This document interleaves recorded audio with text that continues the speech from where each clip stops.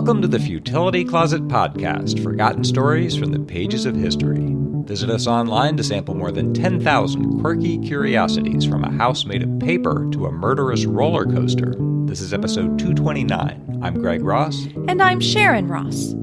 In 1950, 4 patriotic Scots broke into Westminster Abbey to steal the Stone of Scoon, a symbol of Scottish independence that had lain there for 600 years. In today's show, we'll follow the memorable events of that evening and their meaning for the participants, their nation, and the United Kingdom. We'll also evade a death ray and puzzle over Santa's correspondence. The Stone of Scoon is an oblong block of red sandstone that's one of the earliest symbols of Scottish nationhood. According to legend, Jacob used it as a pillow in biblical times when he dreamed of a ladder to heaven, and later it made its way through Egypt, Spain, and Ireland to Scone Abbey in Scotland in 846. For 400 years it was used in the crowning ceremony for Scottish kings. That was until 1296, when King Edward I of England took the stone as a spoil of war during the Scottish Wars of Independence. He took it to Westminster Abbey in London and had it fitted into the base of a special coronation chair. Edward II was crowned on that chair in 1307, and so was nearly every king and queen of England since then. To patriotic Scots, this makes the stone an emblem of strained relations with England. By moving the stone to London, Edward was declaring himself King of the Scots. Generations of patriotic Scots resented the stone's removal and demanded its return. That was particularly true just after World War II, when 2 million Scots signed a covenant asking for some measure of home rule within the United Kingdom. When the government essentially ignored that request, a 25-year-old Scottish law student named Ian Hamilton decided to do something about it. He would go to London, break into Westminster Abbey, remove the stone from the coronation chair, and return it to Scotland. He was serious. In November of 1950, he went to the Mitchell Library in Glasgow and took out every book he could find on Westminster Abbey and the Stone of Scone. He drew maps, made calculations, and studied photographs. And he drove down to London to reconnoiter. He studied the stone in Westminster Abbey. It was a block of rough-hewn sandstone about 27 inches long, fitted into the wooden coronation chair. He guessed it couldn't weigh more than 300 pounds, though he discovered later that it was more than 400. He asked a guide how they kept the abbey so clean. There must be an army of cleaners every night. He was told there wasn't. He wandered the back streets to examine approaches to the building, and he came back at night to study security. He saw only one policeman 300 yards away. That convinced him that the theft was really feasible, and he went back to Glasgow and set about making firm plans. It would be impossible to steal the stone by daylight, so he decided to organize a night raid using the smallest possible number of people. If they managed to liberate the stone from the abbey, the English would raise an alarm and block the roads north to Scotland, so he resolved to hide the stone in Dartmoor, southwest of London, until the coast was clear. To help him, he approached 3 sympathetic friends, Alan Stewart and Gavin Vernon, who were both engineering students, and Kay Matheson, a domestic science teacher. At 25, Ian was the oldest of the group. They reviewed the maps and diagrams, Ian gathered some tools, and they found 2 cars they could drive to London. They set out a few days before Christmas 1950. The journey to London took 20 hours in an era when there were no heaters in cars, but they reached the city safely on December 23rd and went into the abbey together to reconnoiter. After some discussion, they decided to act immediately that evening. Ian would find a hiding place in the abbey just before closing time, and after the night watchman had finished his rounds, he would get one of the doors open, and he and a helper would carry the stone to a car. Ian stowed his tools about him. They parked a car outside the abbey, and Ian arrived at the building just as Big Ben struck 5:15. He walked innocently up the north transept, and as he reached the top, he crawled under a window cleaner's trolley, covered his face with his coat, and lay still. He heard the clock strike 6:45, then the hour. The building closed at 6. He waited another 15 minutes, emerged to find the abbey dark, took off his shoes, and had gone 3 paces when a watchman shone a light in his face and said, "What the devil are you doing here?" He said he'd been shut in and was concerned that he'd be in trouble, so he'd taken off his shoes to avoid getting caught. He gave a fake name and address to the watchman, who set him outside and wished him Merry Christmas. That was embarrassing, but it hadn't revealed their plan. Ian reconnected with the others, and they held another council. They figured their only chance now was to break in from the outside. The best option was to force their way through the door to Poet's Corner, the most secluded door in the abbey and the only one made of pine. All the others were of oak. They'd still have the watchman to contend with, but they imagined he made his rounds only every 2 hours at most. They waited until 4 a.m. on Christmas morning. Kay waited in the getaway car near the church, and the others made their way to the door at Poet's Corner and jimmied it open. There was no sign of the watchman. They went down the transept through a gate up into the confessor's chapel, which was in darkness, and lifted the rail that kept back the public. Now the stone was before them, breast high, in an aperture under the seat of the coronation chair. They removed the bar of wood that kept it in place, but even so, the stone turned out to be enormously hard to budge, and they had to pull, shove, and jimmy it in silence to avoid alerting the night watchman. At one point, the plaque saying Coronation Chair and Stone fell off the display, but Ian caught it in midair and put it in his pocket. All their care was misplaced, though, because when the stone finally came free, it toppled over and smashed into 2 pieces. Ian later said, "People always think I must have been horrified, but it made it easier to carry." He took up the smaller piece, which still weighed about 100 pounds, got it out to the car, told Kay they'd broken it, and went back to help the others, who were dragging the larger piece along in Ian's coat. As they turned into the transept, they heard a crunching noise. The plaque, which was still in the coat pocket, had fallen out, and the whole weight of the stone had passed over it. As they emerged from the door, they saw that Kay had pulled the car forward. Ian ran to her and said, "Get the car back, we're not ready yet." She said, "A policeman has seen me. He's coming across the road." Ian got into the car, closed the door, switched on the side lights, wiped the dust from his hands, threw Alan's spare jacket over the stone in the back seat, and took Kay in his arms. The policeman reached them and said, "What's going on here?" Ian said, "It's Christmas Eve, you know, officer." The policeman said, "Christmas Eve be damned, it's 5 o'clock Christmas morning." Kay said, "Is it that time already?" The policeman said, "You're on private property, you should be off home." Ian explained that they were on holiday from Scotland and had arrived in London too late to get a room. The policeman, who was apparently bored, lit a cigarette and started talking to them. Alan and Gavin, who hadn't heard him, were still struggling audibly with the stone, so Kay and Ian laughed noisily and made loud comments. As Gavin emerged from behind the door and saw the policeman standing at the car, he said later, "Everything in me froze. When I look back on it, I don't think I thought of anything except saying to myself, 'My God.' It was a holy silent night. Even in the middle of London, it was silent." The policeman directed Ian and Kay to a car park, so they were forced to thank him and go, which left the policeman behind with Alan, Gavin, and the stone. Ian and Kay weren't sure what to do now. After some discussion, they agreed that she would depart with the smaller piece of the stone. She had a friend in the Midlands who she thought might help her to hide it, and Ian would go back and try to help the others. He gave her directions, got out, and ran for the Abbey. She told him later that she'd gone only 500 yards when the lid of the boot flew open and the stone fell out onto the road. She stopped and managed to lift it in again, though it was nearly her own weight, and drove off to safety.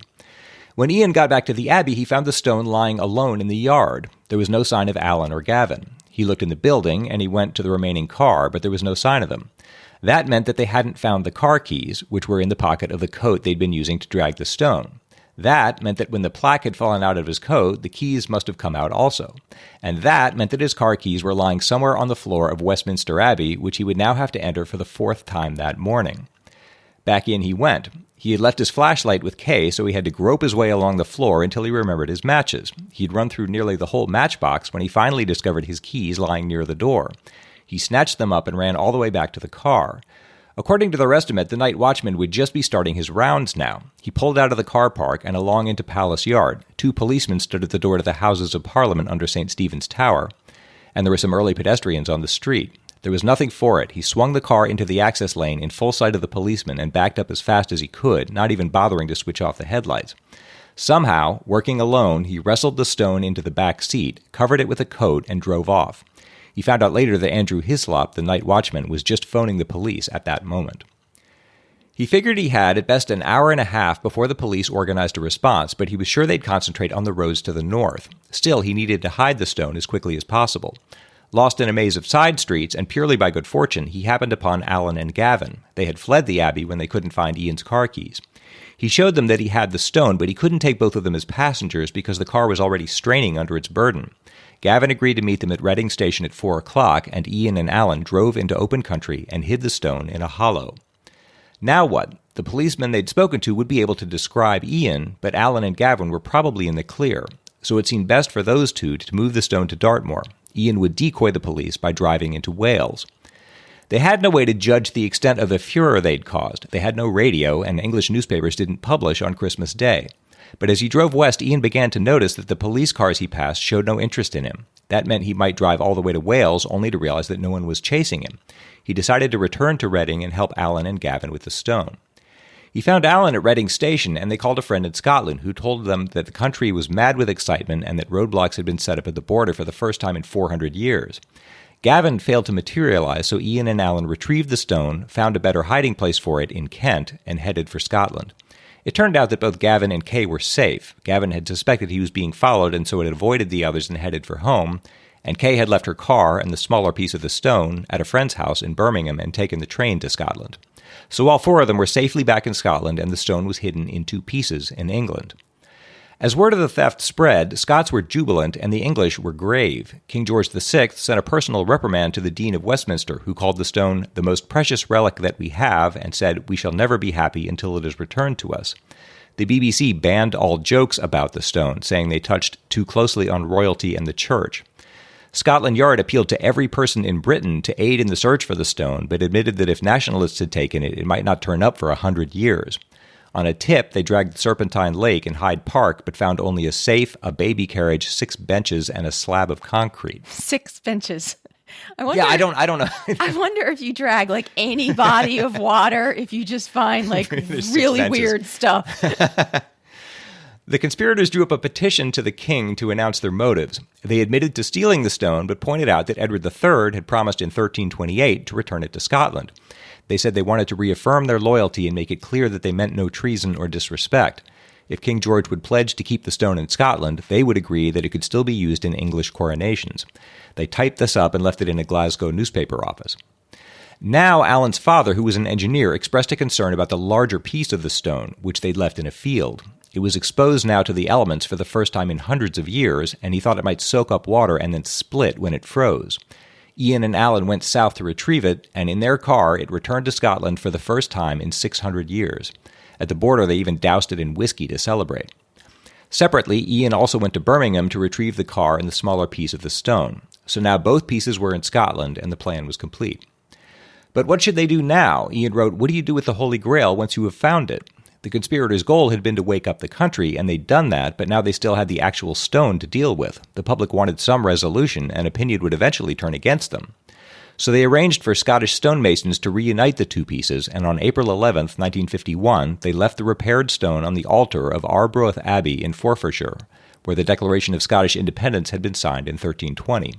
They shrouded it in the flag of Scotland and left 2 unsigned letters with it, saying again that they had intended no indignity to the royal house, asking for a measure of self-government for the Scottish people, and asking that the stone be retained in Scotland.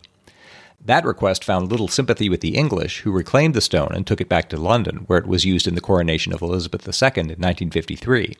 But the English authorities agreed not to prosecute the thieves. And there was an unexpected postscript 40 years later. In 1996, the British Prime Minister John Major announced that the stone would be returned to Scotland on the condition that it would still be used for crowning the British monarchy, and today it resides in Edinburgh Castle. The 4 perpetrators went on to lead rather normal lives. Gavin Vernon said he never had to buy a beer again. He maintained throughout his life that taking the stone hadn't been theft. He said it was stolen by Edward in 1296. Kay Matheson and Alan Stewart went on to conventional careers, and Ian Hamilton rose to become Queen's Counsel. For years, young lawyers in his office were warned not to mention the stone, and he refused to discuss it. But in his later years, he said he's proud of taking the stone. He said, "I felt I was holding Scotland's soul when I touched it for the first time." And England seems to have gotten over its own hard feelings. On Christmas Eve 2000, when Gavin Vernon returned to Westminster Abbey for the 50th anniversary of this adventure, the doors were specially opened for him with the words, "Welcome back, Mr. Vernon."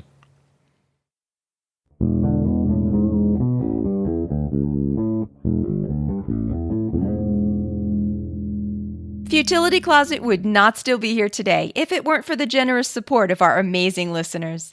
We appreciate all the different ways that many of our listeners help the show, but the backbone of our support is our Patreon campaign, as that gives us an ongoing source of support so that we can commit to the amount of time that the podcast takes to make. Patreon also gives us a good way to share some extras with our show's supporters, like outtakes, more lateral thinking puzzles, extra discussions on some of the stories, and updates on Sasha, our ever-diligent Futility Closet mascot. You can learn more at our Patreon page at patreon.com/futilitycloset, or see the Support Us section of our website for the link. And thanks so much to everyone who helps make Futility Closet possible.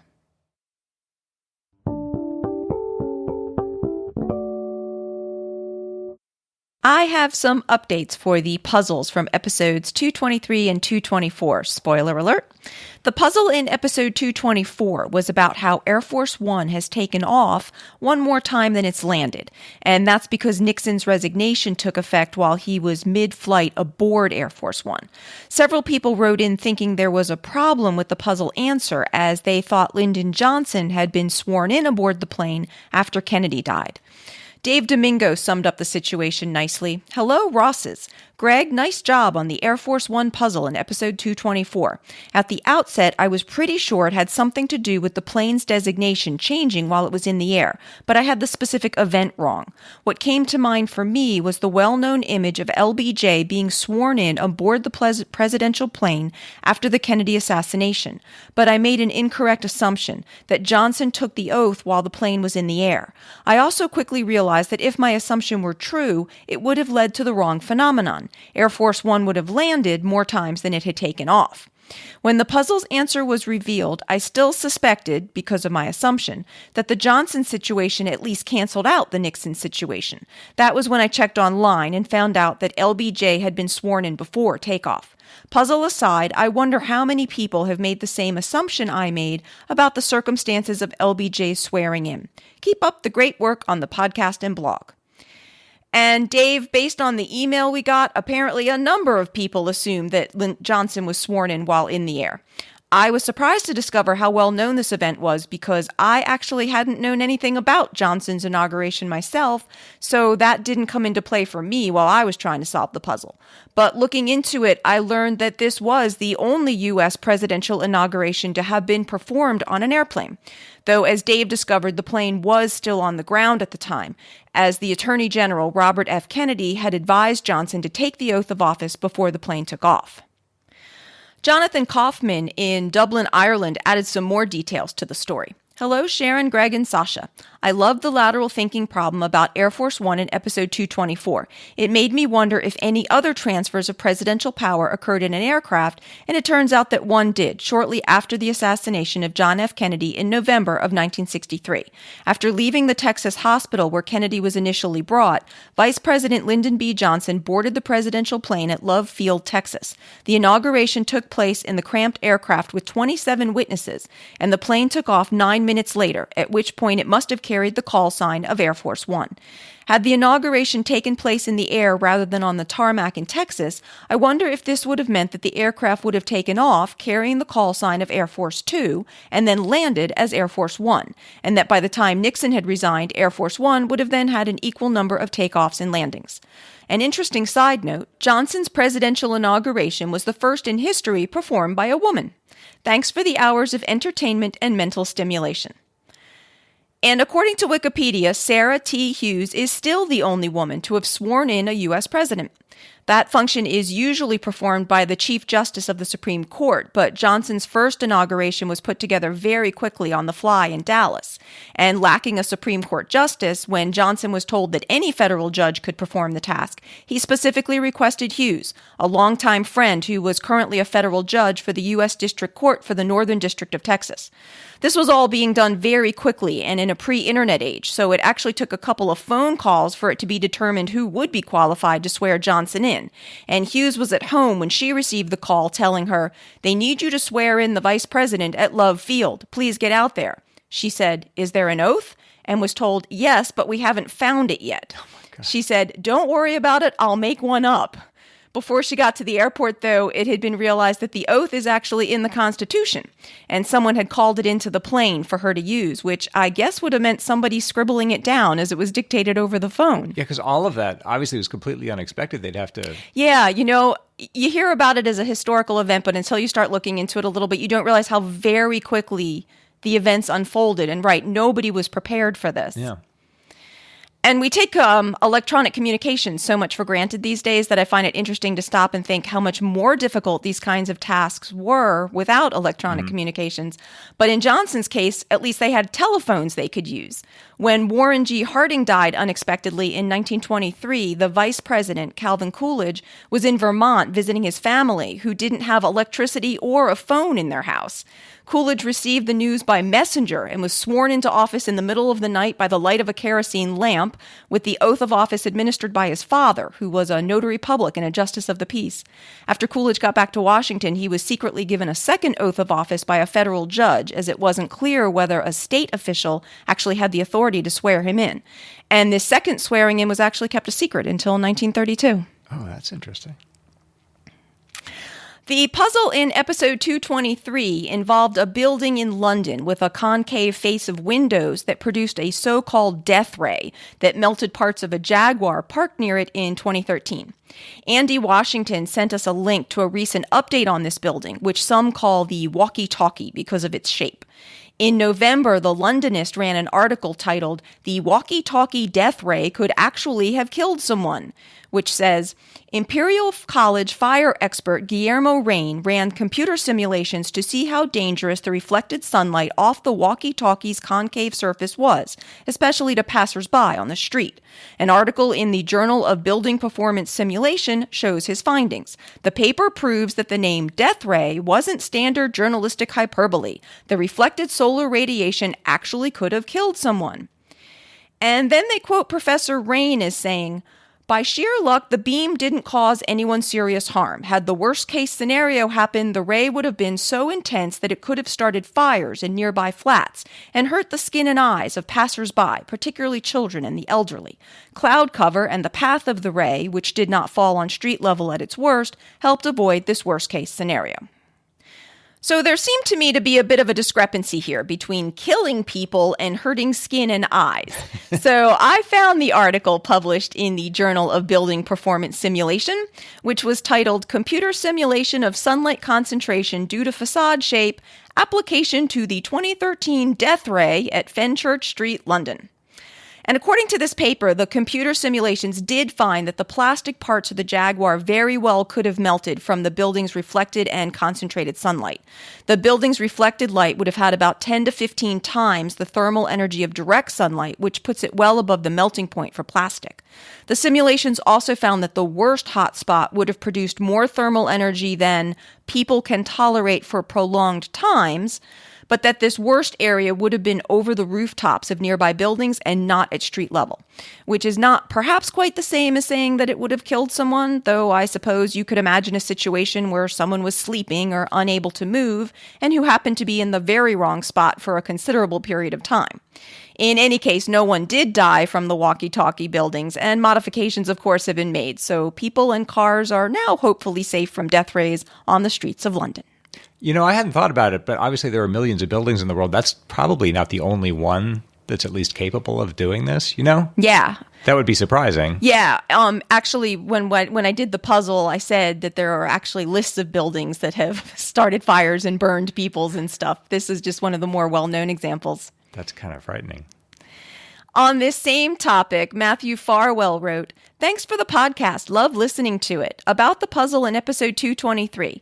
I saw a YouTube video which gives a good explanation of this by Mike Merrifield, who was the source of another urban myth about an art installation which supposedly fried pigeons in 2001. Mike Merrifield is an astronomer who was called in to ensure that the artwork wouldn't pose a danger to the public when they were planning it." And Matthew sent a video from September 2013 called How to Melt Cars and Barbecue Pigeons. In the video, Merrifield, an astronomy professor at University of Nottingham, helpfully explains in plain English the physics behind how the walkie-talkie building caused its death ray, and how he accidentally created an urban legend about a piece of artwork in Nottingham, England. This art installation is called the Sky Mirror and is a concave mirror 6 meters in diameter that reflects the sky in a square outside a theater. Merrifield was called in to consult on whether this mirror might cause any problems, and he warned that due to the concentration of sunlight, there could possibly be some issues at particular times of the year. The designers decided to err on the side of caution and place sunshades on top of the theater to reduce the amount of sunlight that would fall onto the mirror. A planning application was submitted for the changes. A local newspaper saw the planning application and ended up coming to Merrifield to ask about it. While talking to the reporter, Merrifield playfully said in passing, "You have to be careful about these things, because if you weren't, then a passing pigeon could end up being barbecued as it flew through the beam." Merrifield said that it must have been a slow news day because the newspaper then ran a banner headline about barbecued pigeons, and this got picked up on the wire services, both nationally and internationally. The theater got abuse for its harming pigeons, to which a chef at the theater's restaurant responded by putting barbecued pigeons on the menu. Merrifield says in the video that even more than 10 years later, people are still sometimes saying that this mirror barbecues pigeons. I did a quick search on this and did find a few mentions from 2001 about this story. For example, ABC News had a story with the title, "British Sculpture Could Fry Birds," that says that for 16 weeks a year, it will barbecue birds that cross its path, and that Merrifield warned the design team that the mirror would focus the sun's rays so that anything in its path could fry. I wonder if Merrifield is now a lot more careful about what he says to the press. I thought it was interesting to see the whole genesis of a urban legend there. Yeah, it doesn't take much. And Alan Shaham wrote from Israel, "Hello, podcasters. I have just finished listening to episode 223 and to the lateral thinking puzzle involving concave reflecting buildings. I used to work in an outdoor science museum, and we had there a giant parabolic mirror that can burn wood. We would tell the visitors about the dangers of curved buildings facing south in the northern hemisphere, so I caught up on the solution quite easily, always enjoying the quirky history." And Alon sent a video that demonstrates a so-called solar oven that uses a concave mirror to reflect sunlight to a focal point and that is shown to burn wooden sticks, pop popcorn, and roast marshmallows. They didn't barbecue any pigeons, though. Thanks so much to everyone who writes into us. We always learn so much from our listeners and are glad to get your comments and feedback. If you have any you'd like to send, please send it to podcast@futilitycloset.com. And I still appreciate name pronunciation tips.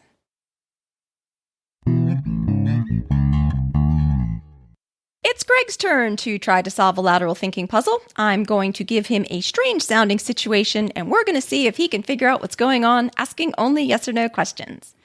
This puzzle is based on something that I read in Dan Lewis's e-newsletter, Now I Know. Why do some GE employees in Schenectady, New York, end up answering thousands of letters sent to Santa every year?